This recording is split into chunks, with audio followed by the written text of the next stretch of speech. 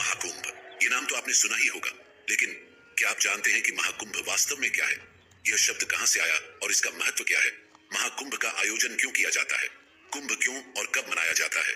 क्या है कुंभ का इतिहास? आखिर क्यों हरिद्वार, उज्जैन, नासिक और प्रयागराज, इन 4 पवित्र शहरों में ही हर 12 वर्षों के अंतराल पर बारी बारी से कुंभ का आयोजन होता है? प्यारे साथियों, आज के इस वीडियो में हम आपको महाकुंभ के वर्षों पुराने इतिहास और इसके अनसुलझे रहस्यों से अवगत करवाएंगे, जिन्हें जानकर आप हैरत में पड़ जाएंगे।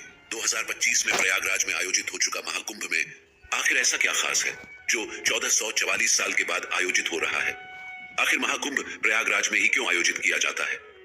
प्रयागराज में स्थित अक्षय वट, जिसे अमर वृक्ष माना जाता है, जो सृष्टि के विकास और प्रलय का साक्षी रहा है, इसके पीछे का इतिहास और महत्व क्या है? 2025 के महाकुंभ में भारत के 13 प्रमुख अखाड़े हिस्सा लेने वाले हैं। आखिर अखाड़ों का इतिहास क्या है? उनका विशेष महत्व क्या है?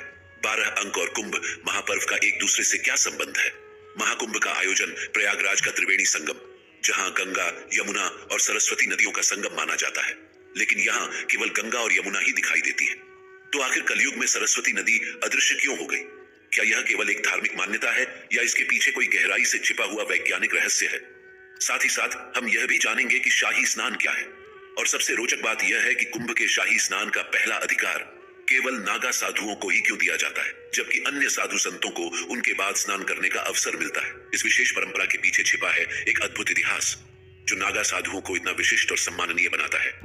तो साथियों, अपनी सांसों की पोटलियां थाम लो, क्योंकि इन सभी सवालों के जवाब और महाकुंभ के अनसुने रहस्यों की परतें आज हम इस वीडियो के माध्यम से आपके सामने खोलेंगे। तो जुड़े रहिए हमारे साथ वीडियो के अंत तक, क्योंकि महाकुंभ केवल एक मेला ही नहीं, बल्कि आस्था, इतिहास और संस्कृति का संगम है।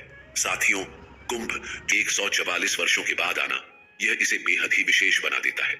इसी हिसाब से अगर हम अगले महाकुंभ की बात करें, तो अगला महाकुंभ मेला साल 2169 में ही आयोजित होगा। मतलब यह महाकुंभ हमारे जीवन का पहला और कलयुग का आखिरी महाकुंभ मेला है।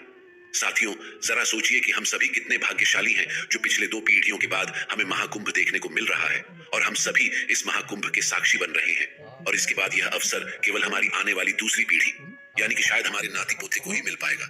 प्यारे साथियों, इस बार जो कुंभ मेला 13 जनवरी से प्रयागराज में आयोजित हो चुका है, वह कोई आम मेला नहीं, बल्कि 12 कुंभ मेलों के बाद होने वाला महाकुंभ मेला है। महाकुंभ जो केवल भारत में ही नहीं, बल्कि पूरी पृथ्वी पर हिंदुत्व का सबसे पवित्र और विशाल पर्व माना जाता है।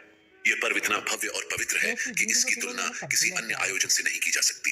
ये 2025 का इतना बड़ा पर्व है जितना न पहले कभी हुआ है और न आगे कभी बन पाएगा।